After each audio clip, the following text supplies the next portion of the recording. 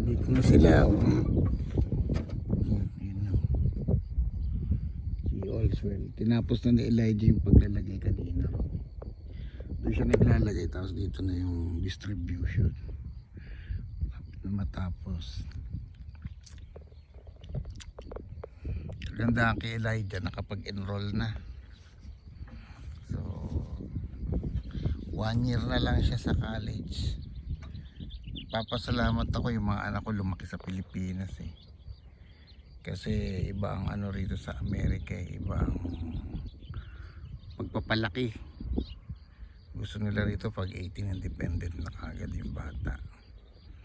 So ako naman, syempre bago lang mga anak ko rito, kailangan ko pa silang i-assist. Tsaka gusto ko rin makatapos ng college si Elijah. So tapusin niya muna tong 1 year sa high school. Pero sabi ko wag muna siyang kung maaari, kung kaya niyang mag working student para matutunan niya dahil di pa niya na experience yan eh. So mag working student muna siya. Pero pagka tapos nun, may pera pa naman ako na itatabi, pwede ko pa naman siyang pag-aralin ng college dito. Tapos hihingi na lang ako ng assistant siguro, baka pagtrabaho siya. So para kahit pa matuloy niya yung college niya. Then after siguro by the time na ako yung maging US citizen dito tapos na siya ng college, pwede ko na silang iwan. Yun na siguro yung sinasabing retirement. Sa ngayon kasi kailangan pa ng assistance ng mga anak ko. Pero sinabi ako na sila, just in case mawala ako, kaya nyo na yan. Nandito na kayo sa Amerika eh. Lahat dito possible na eh, kasi madali ang trabaho. At saka mga bata rito independent. Ang gusto ko lang kasi lumaki sila sa Pilipinas, yung may kulturang Pinoy. Mahirap kasi yung kultura rito siyempre iba yung Amerika eh. Ang Pilipino kahit paano marespeto sa yan, sa magulang. So yun. Tsaka wala namang wala namang pinapanalangin ng magulang kundi maging maayos sa mga anak nila. So yun.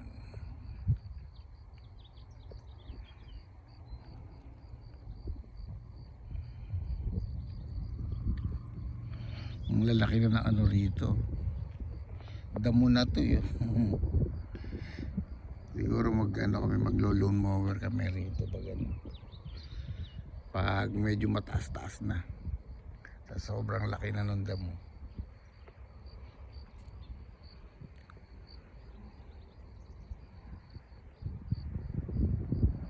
Naririnig ko na yung mga motor kanina eh. May mga dumaan na naman mga riders. Sarap panoorin kaya mga riders dito. Grupo-grupo nagdadaan dyan. Sabi kasi nila, dyan daw sa highway namin dito kasi farm to. Yung police bihirang magdaan. Kaya yung iba dyan marami nagdadaan dyan ng mga riders.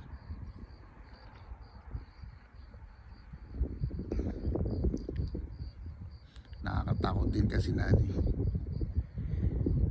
magmotor dito sa Amerika, lalo na maraming mga nagmumotor kang makakasabay. Tapos bihira yung pulis dyan sa highway kahit pa paano safety ka kung may pulis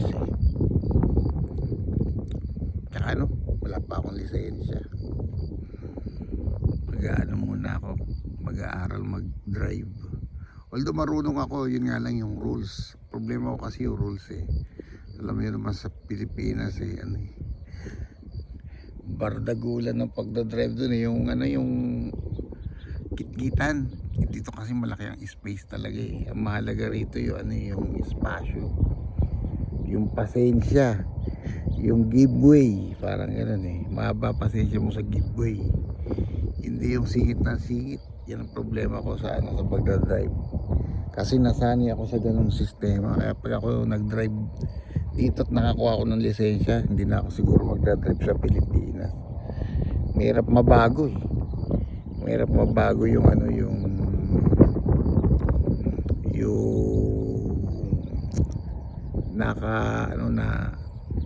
nakasanayan mo.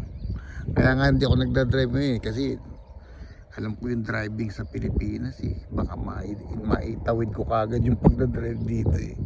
Para bang sinisink in ko muna yung yung way ng bagong rules dito sa Amerika. Ina-adapt ko muna. Tinitignan ko yung kapatid ko kung paano mag-drive na kita ko eh. Talagang mahaba yung pasensya. Hindi pwedeng although matutulin sila pero talagang mahalaga yung patience sa pagdadrive, tsaka hindi dapat laging mainit ulo mo at iiwasan mo yung busina. Yung busina pa naman, lahat tayo sa Pilipinas mahilig wag busina. So, kaya marami muna akong inaalis sa katawan. Bagay iwasan ko muna yung mga traits, lumang traits.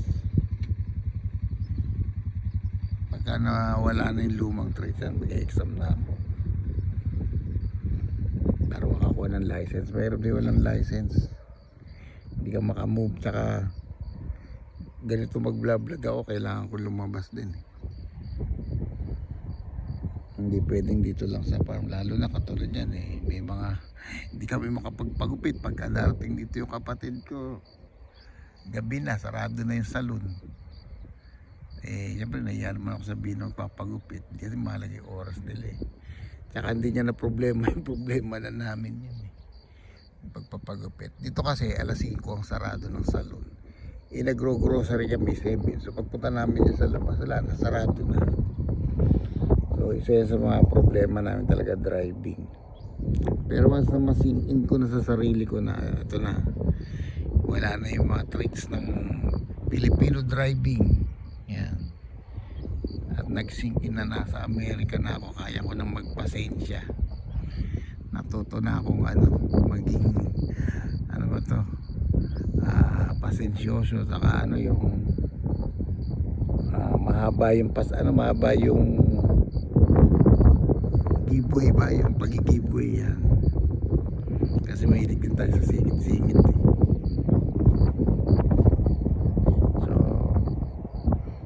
Hopefully manala at man yan na pag-aaralan eh.